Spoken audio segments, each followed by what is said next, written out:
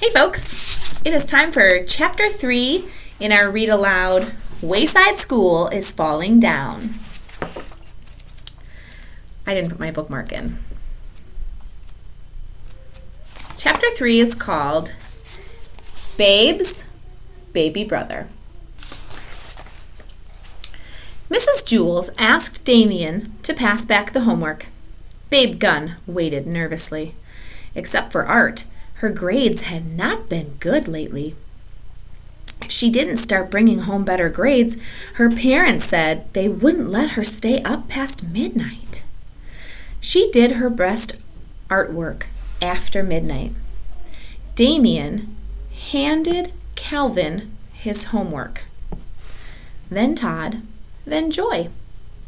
"Where's yours?" asked Calvin.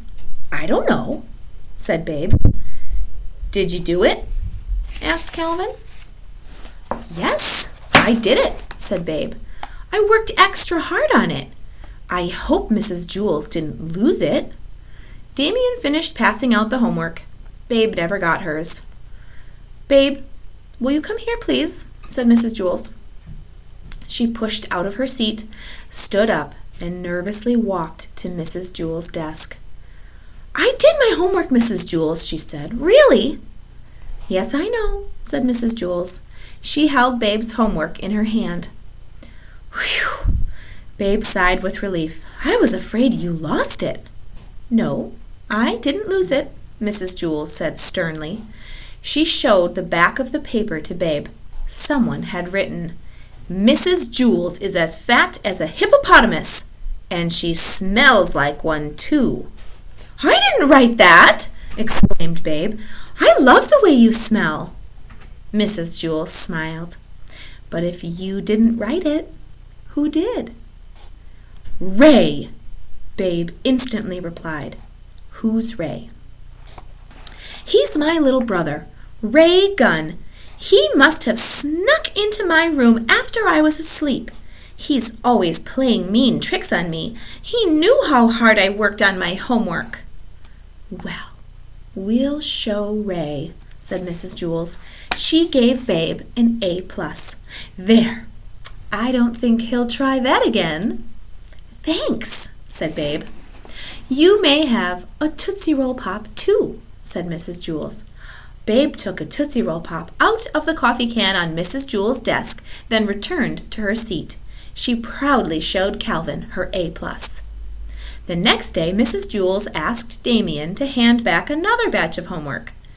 "How come Damien always gets to do everything?" griped Kathy. "I'm sorry, Kathy," said Mrs. Jules. "Would you like to pass back the homework?" "No," grumped Kathy. "I'm not your slave." Damien passed out the homework. Again, Babe didn't get hers.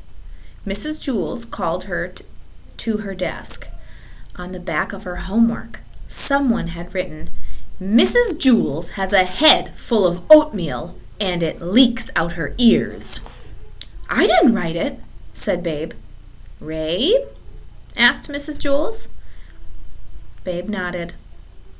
"Why don't you start checking the back of your homework?" suggested Mrs. Jules. "I did when I woke up," said Babe. "He must have done it after breakfast while I was brushing my teeth." "We had oatmeal for breakfast." She shook her head. "I won't brush my teeth anymore." "You have to brush your teeth," said Mrs. Jules. "My parents think he's such a little angel," Babe complained. "He's always wrecking things, and then I'm always the one who gets in trouble." "Why can't you be more like Ray?" they say. "Yesterday, he threw all my underwear out the window. Then my mother yelled at me for it. She wouldn't believe that her little darling son would do something like that." Mrs. Jules gave Babe another A+ and another Tootsie Roll Pop. For Friday, everyone had to write a report and read it to the class. Babe wrote her report about George Washington. She stood at the front of the room and read it out loud. "George Washington never told a lie. Not like Mrs. Jules. She lies all the time. That's why her nose is so big, and she snores when she sleeps, so Mr. Jules has to wear earplugs." Everyone was laughing. Babe stopped reading. "What's so funny?" she said. "Come here," said Mrs. Jewls. Babe shrugged, then walked to Mrs. Jewls' desk. Mrs. Jewls showed her what she had just read. "Did I just read that out loud?" Babe asked. Mrs. Jewls nodded. "I was just reading it," Babe explained. "I wasn't listening." "It was Ray again, wasn't it?" asked Mrs. Jewls.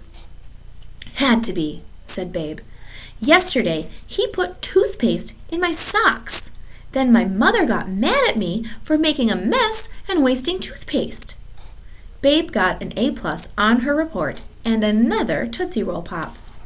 After school, Mrs. Jewls called Babe's mother on the phone. "Hello, Mrs. Gunn. This is Mrs. Jewls from Wayside School." "What's Babe done now?" asked Mrs. Gunn. "Babe hasn't done anything wrong," said Mrs. Jewls. "She's a wonderful girl."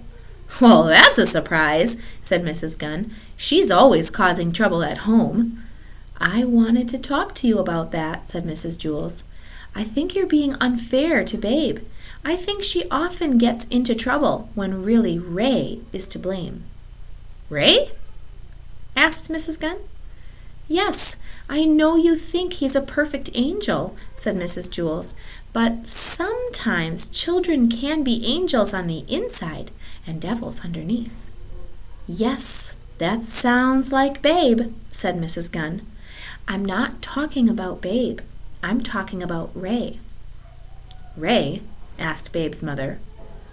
"Who's Ray?"